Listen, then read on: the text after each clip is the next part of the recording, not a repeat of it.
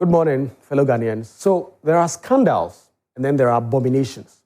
And what has been unearthed about the National Lottery Authority about a week ago and its so-called Good Causes Foundation, it's not just another case of mismanagement.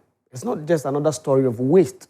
It is an abomination against the poorest of the poor, a daylight robbery of the weak, the sick, the orphaned, the aged, and the very people the law says must be protected. And it should make every one of us, every decent Ghanaian, hang their head in shame that we have allowed this to continuously happen, that we have tolerated leaders who think nothing of using the tears of the destitute to polish their political shoes. These are stories that should make every citizen's blood boil, stories that remind us how far we have strayed from the values of decency, honesty, in the stewardship of public funds. Public funds to cater for the most vulnerable in society, for noble causes, turn into a cash cow for the powerful, the connected, and the already well-endowed. And the brazenness of it is only matched by the silence that has greeted it in quarters that should be outraged. Fellow Ghanaians, the law is clear. Section 2.3 of Act 722 is not just some decoration on our laws. It is an instruction that is carved in stone, that there shall be a lottery, and that lottery shall have the object of providing care and protection for the physically challenged, mentally afflicted, the needy, the aged, the orphans, and destitute children. Where in that, there is a CEOs, there is a ministers, there is a presidential cousins, there is a magazines. No. It said the afflicted, the needy, the aged, the orphans, the destitute. That is what the law says. That is what the law commands. That is what the law demanded. And yet, what do we find?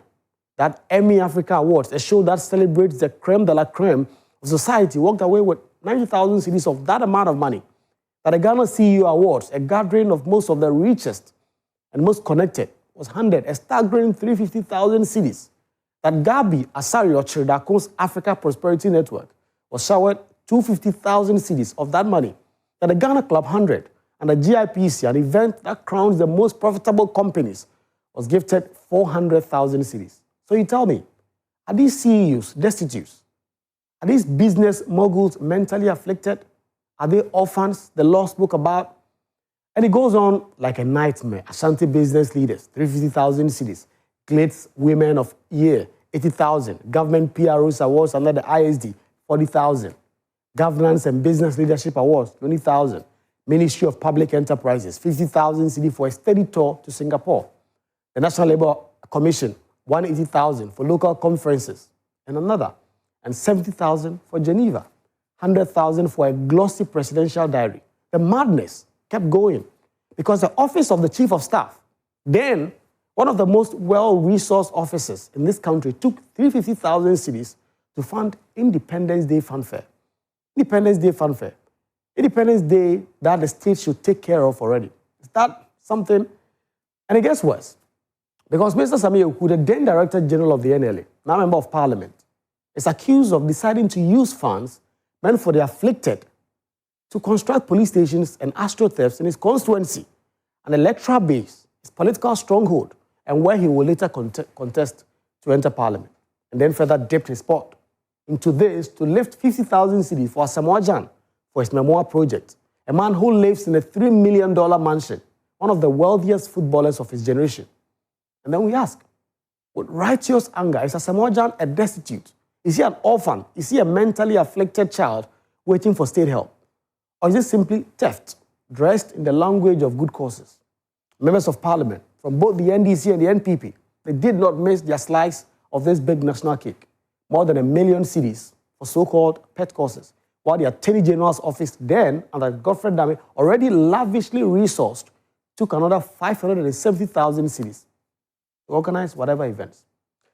We have to ask, if even the Attorney General's office, the supposed guardian of the law, can dip its hands into a fund meant for the afflicted, then what law are we left with? If the presidency, with its hundreds of millions, sometimes billions in budgets, can beg the NLA for 350,000 cedis from funds that are supposed to use for a dedicated purpose, then what morality remains in our politics?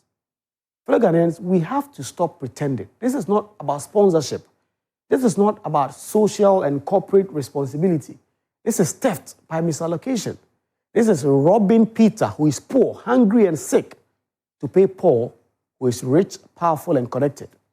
This is the state mocking its weakest citizens, mocking the crippled child who never gets a wheelchair, mocking the aged woman who is left to beg by the roadside, mocking the orphan who went to bed hungry, mocking the mentally afflicted who roams our streets.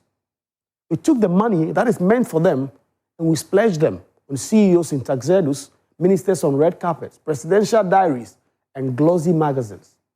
And then we call it what? Good causes. Fellow Ghanaians, we have to call it what it is. These were evil causes. And please, we don't have to confuse the issues. Nobody is saying that the NLA cannot sponsor events as part of its corporate mandate. Nobody is saying the NLA cannot support football or invest in branding.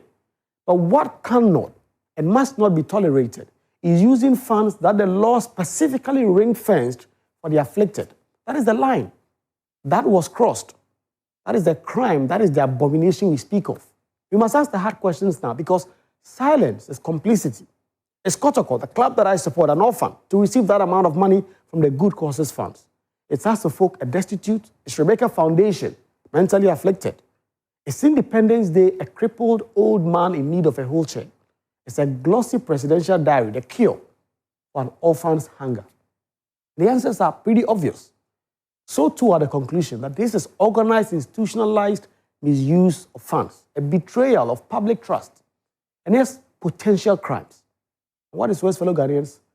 This is not just about the NLA. This is a culture where state institutions raid each other's coffers under pressure, where one public office cannot say no to another, where powerful ministries lean on smaller agencies, and everyone joins in the feast. This is incestuous culture, which must end, because it is killing. It is killing the state from within, and the victims are always the voiceless citizens who never get what was legally set aside for them. Remember, during COVID-19, we had to beg ECOWAS for grains. We had to beg, while millions of cedis meant to buy food for orphans were being wasted on award shows. Today, farmers are throwing away tomatoes because they cannot store them, while NLA, funds meant for storage and aid that can be used for some of these purposes, are paying for conferences in Geneva. Hospitals lack beds. Children study under trees.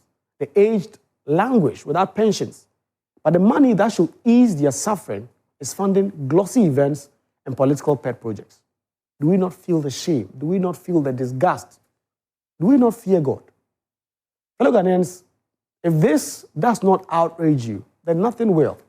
If this does not awaken us that public resources that we could use for good causes to change our society, then we are doomed.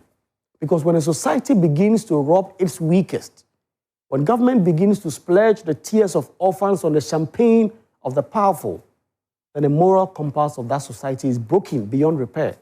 And if the Fourth Estate had not exposed this fraud, we perhaps would never even know. We will go on clapping at Independence Day while orphan staff, smiling at the award shows that have been bought and paid for, while the destitute suffer. That is why this morning I salute the Fourth Estate. That is what we call model journalism. Because this is what journalism is about. Journalism that bites. Journalism that matters. Journalism that defends the voiceless. And all of us Ghanaian journalists must learn a thing. We must not be parroting politicians and amplifying propaganda.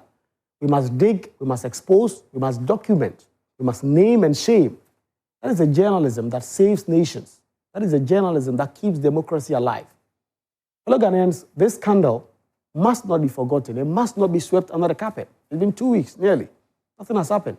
It must not be added to the pile of corruption stories we recite like bedtime tales to our kids. It must be a turning point. We must demand prosecutions, demand restitution. We must demand that the Good Causes Fund be insulated, ring-fenced like the framers intended, and never again used for such grotesque abuses. Because if we allow this to pass, then we say to every official, you can go ahead, steal from that crippled child, steal from the orphan, steal from the aged, and nobody will stop you. And that, fellow Ghanaians, is the surest way to kill a nation, not with bombs, not with guns, but with the quiet suffocation of its own conscience. Good morning, fellow Ghanaians.